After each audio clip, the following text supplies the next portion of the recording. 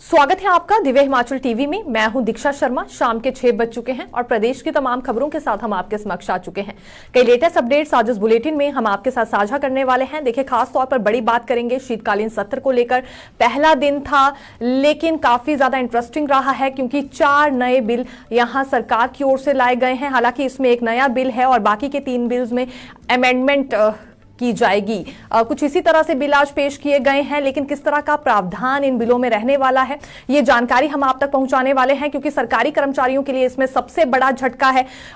इसमें इंक्रीमेंट और सीनियरिटी का लाभ ना देने की बात की गई है। किन कर्मचारियों को और किस सिचुएशन में ये फिलहाल इंक्रीमेंट नहीं दी जाएगी, सीनियरिटी का लाभ नहीं दिया जाएगा, बारीकी से ये जानकारी हम आप तक पहुंचाने वाले हैं। दूसरी बड़ी बात करेंगे पब्लिक सर्वेंट्स की गिरफ्तारी को लेकर क्योंकि इस बिल में भी अमेंडमेंट हुई है। हालांकि किस तरह की व्यवस्था आने वाले समय में अब रखी जाएगी ये भी जानकारी हम आप तक पहुंचाने वाले हैं क्योंकि जैसा कि हमने कहा 4 बिल पेश किए गए हैं जिसमें एक नया बिल है। ये सरकारी कर्मचारियों की इंक्रीमेंट और सीनियरिटी से जुड़ा है, लेकिन जो बाकी के 3 बिल है इसमें अमेंडमेंट की गई है और ये पब्लिक सर्वेंट की गिरफ्तारी को लेकर भी बिल में अमेंडमेंट ही की जाएगी। हालांकि अभी पेश किया गया है, पारित नहीं हुए हैं।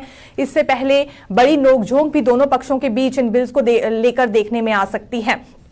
तीसरी बात करेंगे प्रश्नकाल को लेकर। काफी इंटरेस्टिंग सवाल आज लगाए गए थे लेकिन प्रश्नकाल हो ही नहीं पाया, किस वजह से, ये भी बड़ी जानकारी लेकर आए हैं। और चौथी बात करेंगे जिला परिषद वार्ड से जुड़ी। नए जिला परिषद वार्ड बनने जा रहे हैं और क्या आप जानते हैं इस एक्ट में भी अमेंडमेंट होने जा रही है। दरअसल यहां जो आबादी को लेकर जानकारी सामने आई है, कितनी रखी जाएगी, अब किस क्षेत्र में कितनी आबादी को देखते हुए नया जिला परिषद वार्ड बनेगा, ये आज बड़ी जानकारी सामने आई है। तो बारीकी से आप तक ये जानकारी हम पहुंचाने वाले हैं, लेकिन शुरुआत करना चाहेंगे मौसम से क्योंकि ऑरेंज अलर्ट जारी किया गया है शीतलहर को लेकर, वो भी 4 जिलों में। इसमें बिलासपुर है, मंडी है, हमीरपुर है और इसके अलावा ऊना में भी शीतलहर महसूस की जाएगी। इनकी शीतलहर की चपेट में ऊना भी आने वाला है। इस बार पहली मर्तबा इस तरह की स्थिति बनी है जब पहाड़ी इलाकों में तापमान ज्यादा है इस दौरान, और जो तापमान दर्ज किया जा रहा है वो ज्यादा है मैदानी इलाकों के कंपैरिजन में क्योंकि शीतलहर की चपेट में मैदानी इलाके आ गए हैं कोहरा पड़ने की वजह से, लेकिन पहाड़ी इलाकों में उतनी ज्यादा ठंड नहीं हो रही है। ये स्थिति पहली मर्तबा देखने के लिए मिल रही है। मौसम विज्ञान केंद्र की ओर से इस तरह का दावा किया गया है। अगली बात करेंगे विधानसभा को लेकर क्योंकि शीतकालीन सत्र की शुरुआत हो गई है। धर्मशाला तपोवन में आज सुबह से लेकर ही हमने आपको कई बड़ी तस्वीरें भी दिखाई और नेता प्रतिपक्ष जयराम ठाकुर का क्या कुछ कहना था, मुख्यमंत्री सुक्खू ने क्या बड़ा बयान दिया है, बारीकी से एक एक अपडेट हमने आपके समक्ष रखी है। शुरुआत करेंगे उस व्यवस्था को लेकर जो कि बदली गई है शीतकालीन सत्र के दौरान ही विधानसभा में। हालांकि अब जितने भी सत्र होंगे उसमें यही व्यवस्था लागू रहेगी। अभी तक देखिए यहां ई विधान प्रणाली का इस्तेमाल किया जाता था, लेकिन अब राष्ट्रीय ई विधान व्यवस्था में से बदल दिया गया है। नेवा का इस्तेमाल अब होगा। ये पूरी तरह से डिजिटल मोड रहने वाला है। वन नेशन वन एप्लीकेशन की कड़ी में बड़ा कदम उठाया गया है और 8 करोड़ 31 लाख तक का इसमें बजट खर्च किया गया है। ये बड़ी बात है। ये दरअसल तपोवन धर्मशाला में हुए विधानसभा शीतकालीन सत्र से शुरुआत की गई है, लेकिन शिमला वाली विधानसभा में भी यही प्रणाली लागू की जाएगी। इसके लिए 4 करोड़ का प्रपोजल भी तैयार किया गया है। ये विधानसभा अध्यक्ष की ओर से जानकारी दी गई। इससे देखिए फायदा क्या होगा। ये एक तरह से नई व्यवस्था रहने वाली है, पूरी तरह से डिजिटल मोड में कार्य होगा।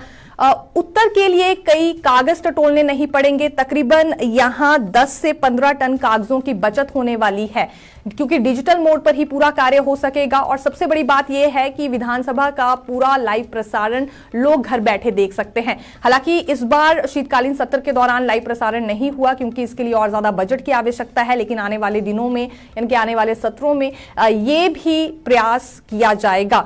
ये व्यवस्था भी बदलने वाली है। नेता प्रतिपक्ष जयराम ठाकुर का यह कहना था कि प्रधानमंत्री नरेंद्र मोदी का सपना है कि भारत को डिजिटल इंडिया बनाना है और उसकी कड़ी में एक कदम उठाया गया है। इससे पहले ई विधान प्रणाली का इस्तेमाल किया जाता था, लेकिन अब देखा जा सकता है राष्ट्रीय ई विधान में इसे एक तरह से तब्दील कर दिया गया है और शिमला विधानसभा में भी हमें कुछ समय बाद ऐसी ही व्यवस्था देखने के लिए मिलने वाली है। अब आएंगे, देखिए नियम 67 के तहत जो काम रोको प्रस्ताव आज भाजपा की ओर से लाया गया, क्या आप जानते हैं प्रश्नकाल में काफी इंटरेस्टिंग सवाल लगाए गए थे। ओपीएस से जुड़ा, सहारा योजना से जुड़ा और दीपक सानन की कमेटी ने जो सिफारिश दी थी सीबीटी प्रणाली लागू करने के लिए भर्तियों में, उससे जुड़ा सवाल भी आज लगाया गया था कि ये सिफारिश लागू क्यों नहीं अभी तक हो पाई, कितना समय इसमें लग जाएगा। यानी कि सीधे तौर पर सवाल ये था कि नई भर्तियों की शुरुआत कब होगी और जिसमें सीबीटी प्रणाली लागू होगी। लेकिन अहम सवाल रह गए, प्रश्नकाल पूरी तरह से धुल गया। कारण बड़ा यह है कि भाजपाइयों की ओर से, यानी कि विपक्षी दल की ओर से नियम 67 के तहत काम रोको प्रस्ताव लाया गया। काम रोको प्रस्ताव पर चर्चा इन्होंने मांगी। पहले कुछ देर तक इसमें गहमा गहमी देखने के लिए मिली दोनों पक्षों में, लेकिन बाद में मुख्यमंत्री सुक्खू ने हामी भर दी चर्चा के लिए और विधानसभा अध्यक्ष कुलदीप सिंह पठानिया की ओर से भी मंजूरी दे दी गई, सहमति उन्होंने भी जता दी चर्चा के लिए। फिर सबसे पहले भाजपा विधायक रणधीर शर्मा ने कुछ आरोप लगाए सरकार पर, इसमें कई घोटालों को लेकर आरोप लगाए गए हैं। अभी हाल ही में राज्यपाल शिव प्रताप शुक्ल के पास कच्चा चिट्ठा नाम से एक दस्तावेज सौंपा गया था। इस दस्तावेज में जितने भी घोटाले पेश किए गए हैं, चाहे शराब घोटाला है, खनन माफिया को लेकर बात है, आउटसोर्स भर्तियां हो रही हैं और टूरिज्म को लेकर भी कई घोटाले उसमें पेश किए गए थे। यही आरोप आज सदन के भीतर भी लगाए गए। पहले भाजपा विधायक रणधीर शर्मा ने अपनी बात कही और उसके बाद फिर बलवीर वर्मा और जो दूसरे विधायक सुरेंद्र शौरी हैं, इनकी ओर से भी आरोप लगाए गए हैं। मुख्यमंत्री ने इसका जवाब दिया है, लेकिन फाइनल रिप्लाई इस पर कल आना है। और इसी बीच देखिए, ये भी मुख्यमंत्री ने कहा कि सबूत पेश करे भाजपा, जो आरोप लगाए जा रहे हैं प्रमाण सहित वो सदन में आए। भाजपाइयों का कहना है कि उनके पास प्रमाण है, इसीलिए तो ज्ञापन उन्होंने राज्यपाल को भी सौंपा है। जो ज्ञापन उन्होंने राज्यपाल को सौंपा था उसे ही दर्शाया भाजपा विधायक रणधीर शर्मा ने सदन में, और ये स्वीकार नहीं किया विधानसभा अध्यक्ष कुलदीप सिंह पठानिया ने। इसके बाद गतिरोध और ज्यादा बढ़ गया था, यानी कि आरोप प्रत्यारोप का सिलसिला और ज्यादा शुरू हो गया। 10 मिनट तक सदन को स्थगित करना पड़ा। नियम 62 के अंतर्गत ध्यान आकर्षण प्रस्ताव 2 लाए गए थे। नियम 130 के अंतर्गत भी 2 प्रस्ताव लाए गए थे, लेकिन इन प्रस्तावों पर कोई चर्चा नहीं हो पाई, प्रश्नकाल पर कोई चर्चा नहीं हो पाई। महज काम रोको प्रस्ताव पर ही चर्चा हुई। इसमें कई आरोप भाजपाइयों की ओर से लगाए गए हैं, बड़े घोटालों को लेकर आरोप लगाए गए हैं। फाइनल रिप्लाई अभी देखिए सीएम का आना है, लेकिन यह जरूर मुख्यमंत्री ने कहा है कि भाजपा के पास कोई भी सबूत नहीं है, बेवजह ही ये सभी आरोप उन पर दागे जा रहे हैं। ये बड़ी बात हम कहना चाहेंगे।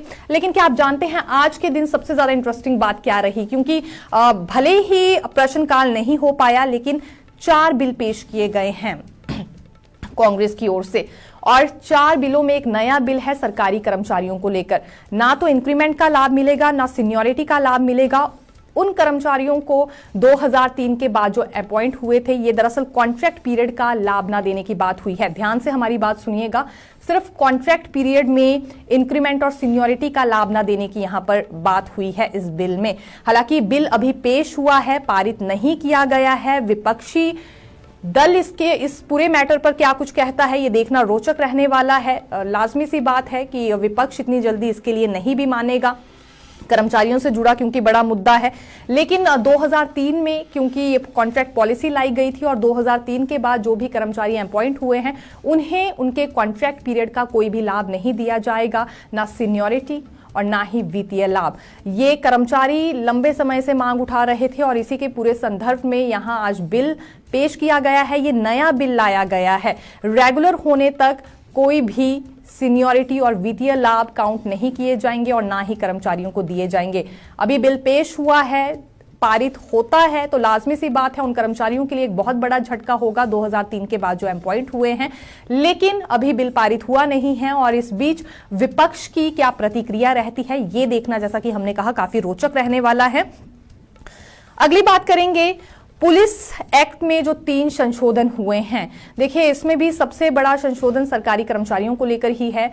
पब्लिक सर्वेंट की सरकारी सेवा के दौरान गिरफ्तारी नहीं की जा सकती है सरकार की अनुमति के बगैर। सरकारी सेवा कुछ इस तरह की मान लीजिए कि उसने फाइल में कुछ गलत चीज मेंशन कर दी या साइन कर दिए जल्दबाजी में, यानी कि कोई भी सरकारी सेवा में उसकी गड़बड़ी पाई जाती है तो जब तक सरकार की अनुमति नहीं होगी उसे अरेस्ट नहीं किया जा सकता है। ये अमेंडमेंट हुई है पुलिस एक्ट में। दूसरी बड़ी जानकारी ये है कि पुलिस कांस्टेबल भर्ती अब स्टेट कैडर में ही होगी। इसके लिए पहले विरोधी स्वर भी उठे थे, लेकिन ये भी अमेंडमेंट के लिए बिल पेश किया गया है। अगली बात करेंगे, कंप्लेंट अथॉरिटी सेशन जज के नीचे की भी हो सकते हैं, ये भी अमेंडमेंट होने वाली है। फिलहाल आज कुछ इसी तरह से इन बिलों को पेश किया गया है और जो जानकारी सामने आई है वही हम आपके साथ साझा कर रहे हैं। एक देखिए, लैंड सीलिंग एक्ट को लेकर कुछ दिन पहले मामला सामने आया था। इसमें राधा स्वामी सत्संग ब्यास के प्रतिनिधियों की ओर से मांग उठाई जा रही है कि लैंड सीलिंग एक्ट में उन्हें छूट दे दी जाए तो 30 एकड़ तक की अनुमति उन्हें दी जा सकती है। ये भी एक्ट लाया गया है संशोधन के लिए। हालांकि पूर्व जयराम सरकार भी ये अमेंडमेंट करना चाह रही थी लेकिन संभव नहीं हो पाया। अब ये देखना भी रोचक रहेगा कि क्या विपक्ष वर्तमान सरकार को ये करने देता है। पंचायती राज एक्ट में भी देखिए संशोधन हुआ है। इसमें नए जिला परिषद वार्ड बनाए जाएंगे और 25,000 से कम आबादी वाले क्षेत्रों को भी जिला परिषद वार्ड बनाने की बात हुई है। ये बड़ी जानकारी है। संशोधन के लिए ये एक्ट भी लाया गया है। तकरीबन 4 बिलों को लेकर हमने आपको जानकारी दी है। ये पुलिस एक्ट में ही 3 संशोधन का मामला है और इसके अलावा दूसरा नया बिल जो लाया गया है सरकारी कर्मचारियों के लिए है। इनके इंक्रीमेंट और सीनियरिटी पर एक तरह से अब खतरा मंडरा गया है। कॉन्ट्रैक्ट वाली सीनियरिटी और इंक्रीमेंट इन्हें नहीं दी जाएगी। जब रेगुलर होंगे उसके बाद से ही वित्तीय लाभ और सीनियरिटी इन्हें मिलने वाली है। ये हम सीधे तौर पर समझ के चल सकते हैं, जो कि नया बिल आज पेश किया गया है। पंचायती राज एक्ट में भी अमेंडमेंट हुई है और चौथी बात जो कि लैंड सीलिंग एक्ट को लेकर हमने आपके समक्ष रखी है। इसके अलावा देखिए, रिसोर्स मैनेजमेंट कमेटी की बैठक होने वाली है। डेप्यूटी सीएम मुकेश अग्निहोत्री की अध्यक्षता में इन्हें ही इस कमेटी का अध्यक्ष बनाया गया है। अगले कल होगी। और बेरोजगार युवाओं के लिए राहत भरी खबर ये है कि जो फंसे हुए पोस्ट कोर्स हैं इस पर भी मीटिंग होने वाली है परसों, यानी कि शीतकालीन सत्र के दौरान ही मुकेश अग्निहोत्री की ओर से ये मीटिंग ली जाएगी। कोई बड़ा फैसला निकलकर सामने आ सकता है। अभी हाल ही में मुकेश अग्निहोत्री ने एक बड़ा ऐलान किया था कि फंसे पोस्ट कोर्स को जल्दी ही क्लियरेंस दे दी जाएगी, यानी कि प्रोसेस जहां रुका है उसे कंटिन्यू किया जाएगा। रुकी भर्तियों के रिजल्ट 1 महीने के भीतर घोषित किए जाएंगे और नियुक्तियां भी मिलेगी उन अभ्यर्थियों को जो कि उसके लिए पात्र हैं। और अब उसके बाद मीटिंग होने जा रही है परसों ही, एक दिन छोड़कर। तो ये हम हलचल काफी तेज कहना चाहेंगे भर्तियों के मामले में। लेकिन बेरोजगार युवा काफी ज्यादा आक्रोश में हैं। ये हम इसलिए कह रहे हैं क्योंकि अभी गेस्ट टीचर भर्ती करने की बात हुई है और इस पर विरोधी स्वर कुछ ऐसे उठे हैं कि यहां शिक्षित बेरोजगार संघ की ओर से प्रदर्शन किया जाएगा। ये धर्मशाला में पहुंचने वाले हैं। इन्होंने रैली की कॉस्ट भी जमा करवा दी है 5,000 के करीब।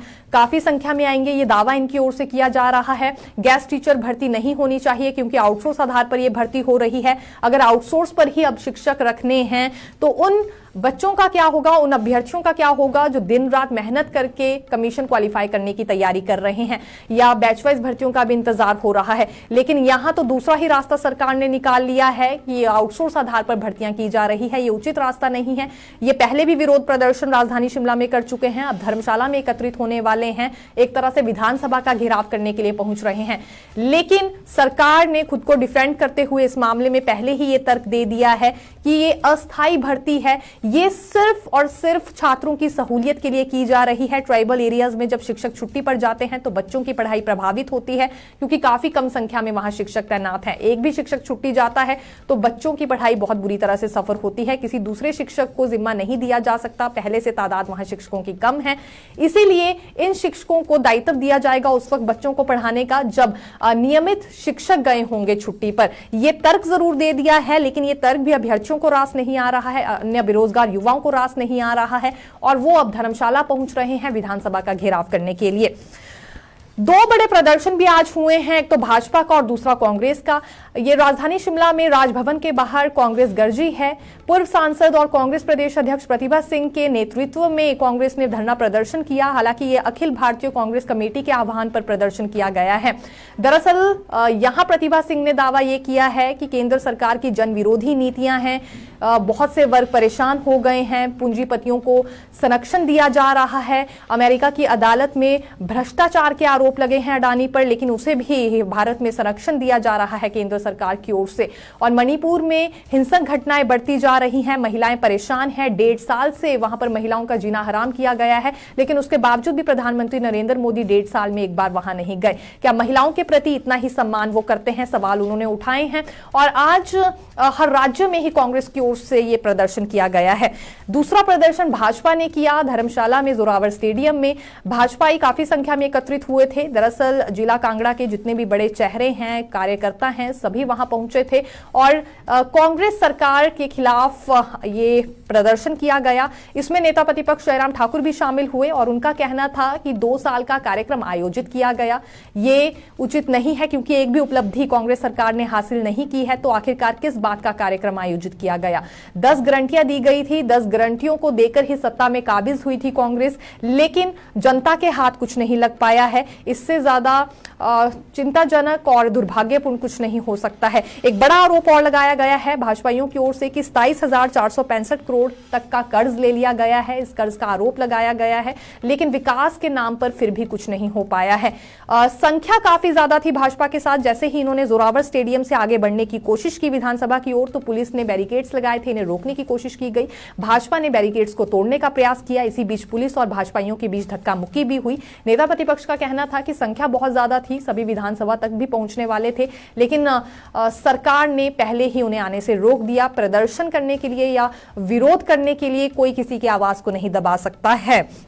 ये कुछ बड़े आरोप आज इनकी ओर से लगाए गए हैं। सदन के भीतर भी भ्रष्टाचार को लेकर बड़े आरोप कांग्रेस सरकार पर विपक्ष ने लगाए और सदन के बाहर भी भ्रष्टाचार पर खूब कहे हैं नेता प्रतिपक्ष जयराम ठाकुर और अन्य भाजपा विधायकों की ओर से भी कुछ इसी तरह के तर्क दिए गए हैं। लेकिन क्या आप जानते हैं, भीड़ काफी ज्यादा हो गई थी जोरावर स्टेडियम में और यहां एमएलए के मोबाइल चोरी होने का मामला सामने आया है।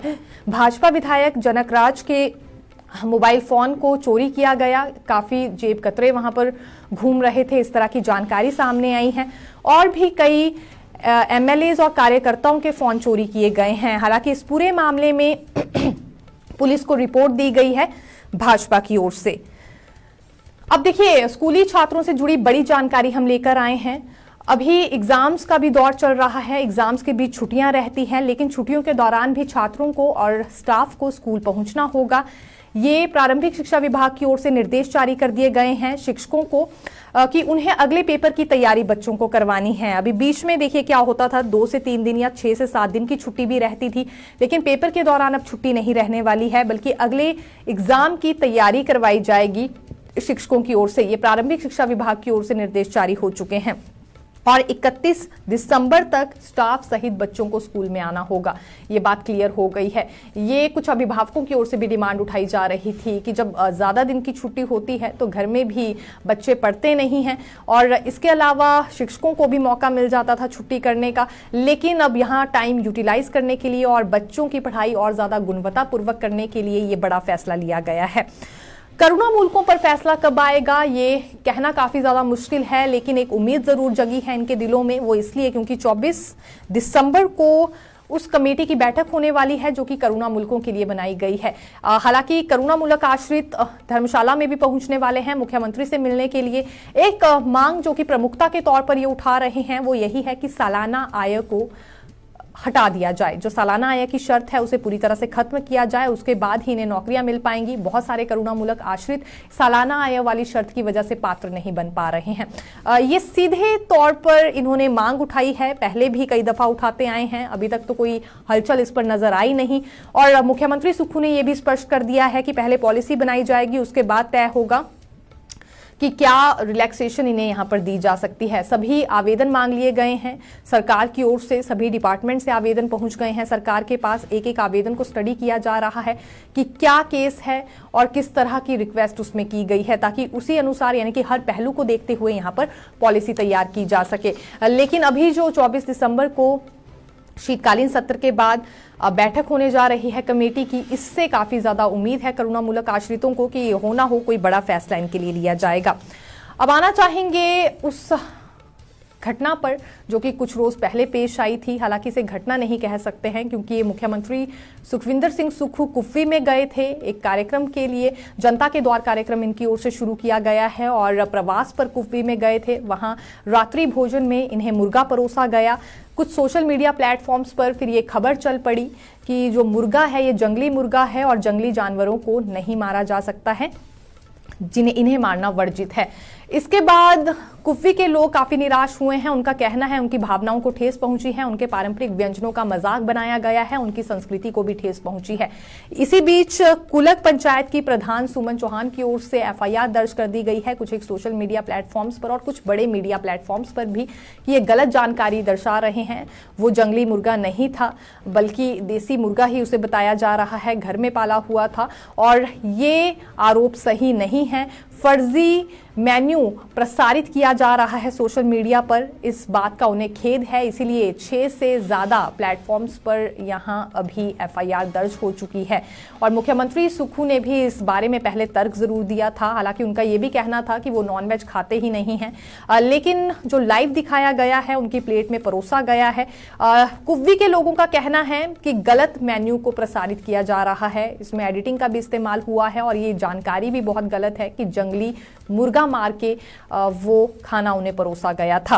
अब इस पूरे मैटर में क्या कुछ होता है देखना होगा। हिमाचल प्रदेश में हम देख रहे हैं पिछले कुछ दिनों से ऐसे ही कांड सामने आ रहे हैं। पहले समोसा कांड और काफी ज्यादा हिमाचल प्रदेश उसे लेकर ट्रॉल भी हुआ था बाहरी राज्यों में। अब मुर्गा कांड सामने आ गया है, जिसके बाद कुछ सोशल मीडिया प्लेटफॉर्म्स पर और कुछ बड़े मीडिया प्लेटफॉर्म्स पर भी जो सिर्फ सोशल मीडिया तक सीमित नहीं है उन पर एफआईआर दर्ज कर दी गई है। देखिए, एक सवाल जो कि आज पूछा गया था, ये दरअसल लोक सेवा आयोग और राज्य चयन आयोग, हालांकि राज्य चयन आयोग तो अभी तक फंक्शनल नहीं हो पाया है, यानी कि भर्ती प्रक्रिया की शुरुआत नहीं हुई है, लेकिन इससे पहले कर्मचारी चयन आयोग में भी ये समस्या सामने आती थी अभ्यर्थियों की ओर से कि ऑनलाइन आवेदन जब करते थे तो वीक इंटरनेट कनेक्टिविटी की वजह से आवेदन नहीं हो पाते थे। तो इसके लिए क्या रास्ता सरकार ने निकाला है? सरकार की ओर से तर्क दिया गया है कि अतिरिक्त समय उन्हें दे दिया जाता है ताकि वो फिर से ऑनलाइन आवेदन के लिए ट्राई कर सके। पटवारी के पद जो स्वीकृत किए गए हैं, कब तक भरने की प्रक्रिया शुरू होगी, इसमें भी एक छोटी सी अपडेट निकलकर सामने आई है, क्योंकि ये 874 पद हैं जो कि भरे जाएंगे, लेकिन संबंधित विभाग अन्य परामर्शी विभागों के साथ अभी प्रक्रिया को लेकर विचाराधीन है। जब अन्य परामर्शी विभागों की ओर से कोई प्रतिक्रिया सामने आएगी या कोई अच्छा सुझाव दिया जाएगा, उसके बाद ये प्रक्रिया भी भर्ती की शुरू होने वाली है। तो आज ये जानकारी हम आपके लिए लेकर आए थे। फिर मिलेंगे नई खबर के साथ। देखते रहिए दिव्य हिमाचल टीवी। धन्यवाद।